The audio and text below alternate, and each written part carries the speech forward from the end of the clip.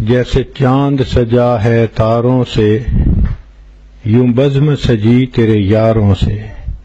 تو نبی علیہ الصلوۃ والسلام کی مثال 14ویں کے چاند کی سی تھی، اور صحابہ رضی اللہ عنہم کی مثال ستاروں کی سی تھی۔ نبی اسلام نے فرمایا اصحابک النجوم، میرے صحابہ ستاروں کی مانند ہیں۔ تو معلوم ہوا کہ یہ ایک ایسی مجلس تھی کہ جو اپنی مثال آپ تھی۔ نہ زمین نے کبھی ایسی مجلس دیکھی، نہ آسمان نے کبھی ایسی مجلس دیکھی۔ اللہ رب العزت کو یہ مجلس بہت پسند تھی، چنانچہ آج کی اس مجلس میں ہم ایک ایسی ہی مجلس کا تذکرہ کریں گے کہ نبی علیہ الصلوۃ والسلام ایک مرتبہ صحابہ رضی اللہ عنہم کے درمیان بیٹھے تھے، تو آپ صلی اللہ علیہ وسلم نے فرمایا حبب الی من دنیاکم ثلاث، تمہاری دنیا سے مجھے 3 چیزیں اچھی لگتی ہیں۔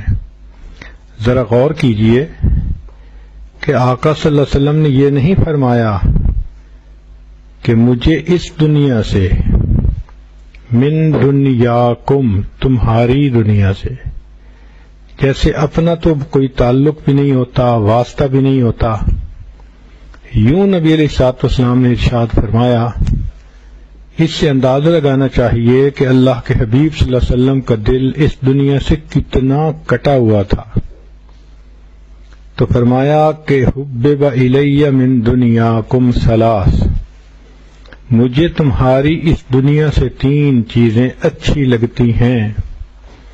پہلی چیز فرمائی الطیب، خوشبو اچھی لگتی ہے، اور دوسری چیز فرمائی کہ نیک بیوی اچھی لگتی ہے، اور تیسرا فرمایا کہ جعلت قرۃ عینی فی الصلاۃ، میری آنکھوں کی ٹھنڈک نماز کو بنا دیا گیا ہے۔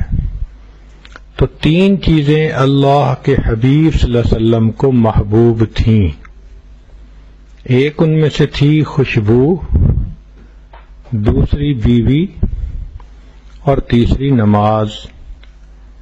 ذرا اس پر غور کیجئے کہ انسان جب اپنے بدن کو صاف کر کے خوشبو لگاتا ہے تو پورا بدن معطر ہو جاتا ہے، صاف ستھرا ہو جاتا ہے۔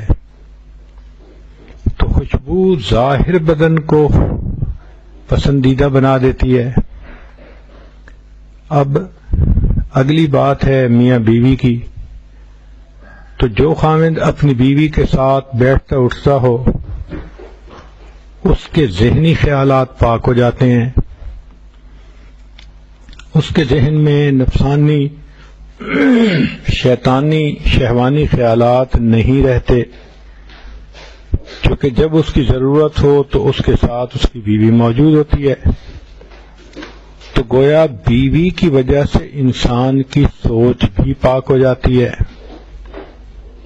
اور تیسرا فرمایا نماز، نماز سے انسان کا دل پاک ہو جاتا ہے، انسان کے دل کی ظلمت ختم ہو جاتی ہے، دھبے ختم ہو جاتے ہیں، دل منور ہو جاتا ہے، دل اللہ تعالیٰ کی محبت سے لبریز ہو جاتا ہے۔ اس لیے فرمایا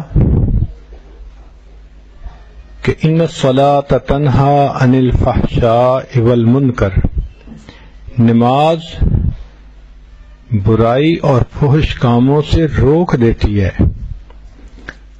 تو غور کیجئے کہ یہ 3 چیزیں اتنی اہم ہیں کہ یہ انسان کو ظاہر باطن میں پاک کر دیتی ہیں، صاف کر دیتی ہیں۔ خوشبو سے انسان کا جسم پاک صاف، بیوی کی وجہ سے انسان کی سوچیں بھی پاک ہو گئیں، اور نماز کی وجہ سے انسان کے معاملات بھی ٹھیک اور دل بھی پاک۔ اس کو کہتے ہیں من بھی پاک ہو گیا، تن بھی پاک ہو گیا، اور ایسے لوگوں کو اللہ تعالیٰ پسند فرماتے ہیں۔ اس کی دلیل قرآن عظیم الشان میں سے یہ ہے کہ فرمایا ان اللہ یحب التوابین ویحب المتطہرین، بے شک اللہ تعالیٰ توبہ کرنے والوں سے بھی محبت کرتا ہے اور پاک لوگوں سے بھی محبت کرتا ہے۔ اب طہارت کا تعلق ظاہری جسم سے اور توبہ کا تعلق انسان کے من کی پاکیزگی سے، تو یہ بات سمجھ میں آئی کہ جو انسان ظاہر میں بھی پاکیزہ ہو جائے، اس کا من بھی پاکیزہ ہو جائے، وہ اللہ رب العزت کا پسندیدہ بندہ بن جاتا ہے۔ دین اسلام کا مقصد ہی یہی اور شریعت کا اصل مطمع نظر بھی یہی، اس لیے اللہ تعالیٰ ارشاد فرماتے ہیں کہ ما کان اللہ لیجعل علیکم من حرج ولکن یرید لیطہرکم، اللہ تعالیٰ تمہارے اوپر کوئی بوجھ نہیں رکھنا چاہتے بلکہ وہ چاہتے ہیں کہ تمہیں پاک کریں، وَلِيُتِمَّ نِعْمَتَهُ عَلَيْكُمْ، اور اپنی نعمتیں تمہارے اوپر کامل کر دیں۔ تو جو شخص ظاہر باطن میں پاک ہو جاتا ہے، اللہ تعالیٰ کی نعمتیں اس پر بارش کی طرح برستی ہیں۔ آپ کے پاس اگر کوئی بندہ ایک پیالہ لائے جو میلا ہو اور گندا ہو اور کہے جی کہ اس میں تھوڑا سا دودھ ڈال دیں، تو آپ کہیں گی بھئی اس کو پاک صاف کر کے تو لاؤ، میں گندے پیالے میں دودھ کیسے ڈالوں؟ اسی طرح اللہ تعالیٰ بھی گندے دلوں میں اپنی رحمتیں اور برکتیں نہیں ڈالتے، اپنی معرفت کو نہیں ڈالتے۔ ان کا بھی مطالبہ ہے کہ میرے بندو تم اپنے دلوں کے برتن کو صاف کرو۔ اس لیے شریعت کے جتنے احکام ہیں وہ انسان کو ظاہر باطن میں پاک کر دیتے ہیں۔ تو شریعت کے اوپر عمل کرنے والا انسان ظاہر میں بھی پاک، من میں بھی پاک، اور ایسے بندے سے اللہ محبت فرماتے ہیں۔ تو اللہ کے حبیب صلی اللہ علیہ وسلم نے 3 باتوں میں پورے دین کو سمیٹ کے رکھ دیا کہ مجھے 3 چیزیں محبوب ہیں: خوشبو کہ جسم کو معطر کرتی ہے، بیوی کہ انسان کے خیالات کو پاکیزہ کر دیتی ہے، یکسو کر دیتی ہے، اور نماز کہ وہ انسان کے دل کو منور کرتی ہے۔ جب اللہ کے حبیب صلی اللہ علیہ وسلم نے یہ بات فرمائی تو صحابہ رضی اللہ تعالیٰ عنہم بھی موجود تھے۔ وہ سن کے ہی انسان وہ یہ بات تڑپ گئے، اس لیے کہ وہ جانتے تھے کہ نماز اللہ کے قرب کا ذریعہ ہے، نماز مومن کی معراج ہے۔ بلکہ یوں سمجھیے کہ جیسے مختلف تالوں کو کھولنے کے لیے چابی ہوتی ہے، تو نماز اللہ تعالیٰ کے خزانوں کے دروازے کھلنے کی چابی ہے۔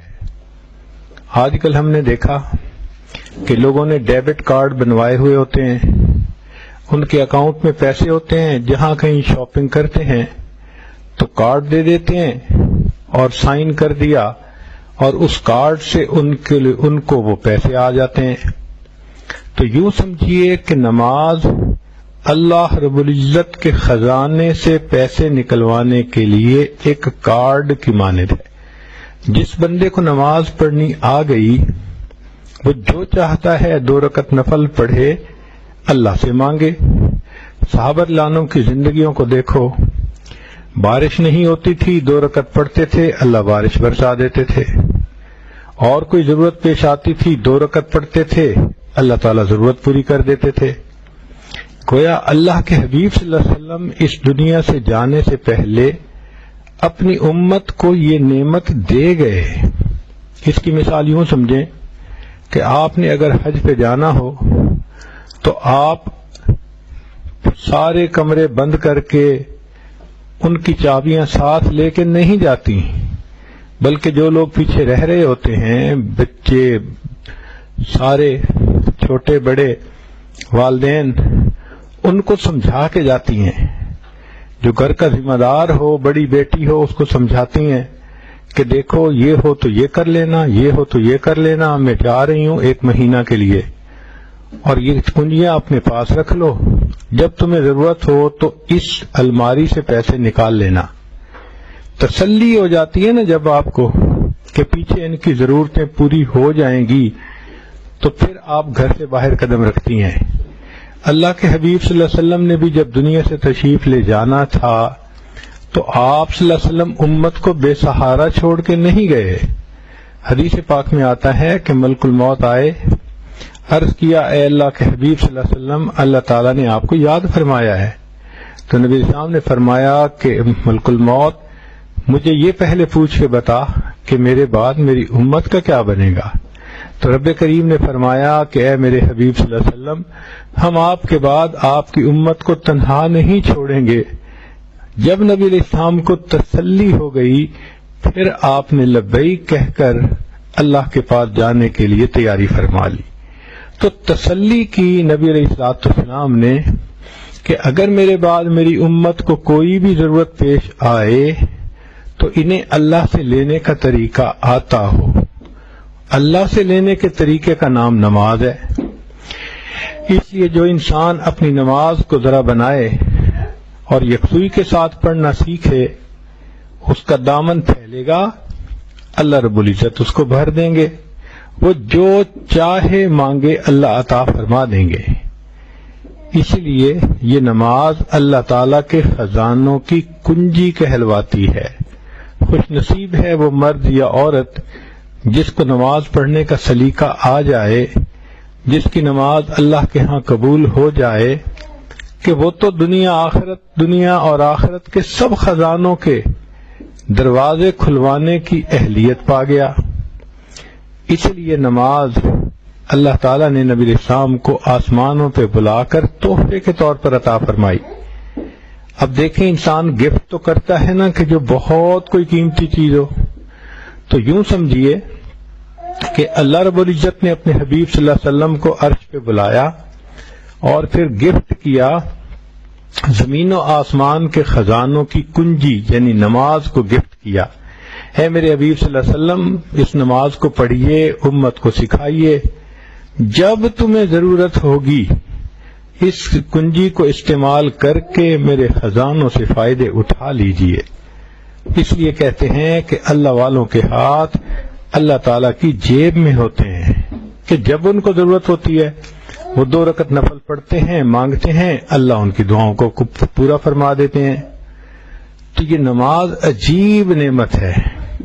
تو نبی علیہ السلام نے 3 باتوں میں پوری داستان کو سمیٹ کے رکھ دیا کہ مجھے خوشبو پسند ہے، بیوی پسند ہے، اور نماز میری آنکھوں کی ٹھنڈک ہے۔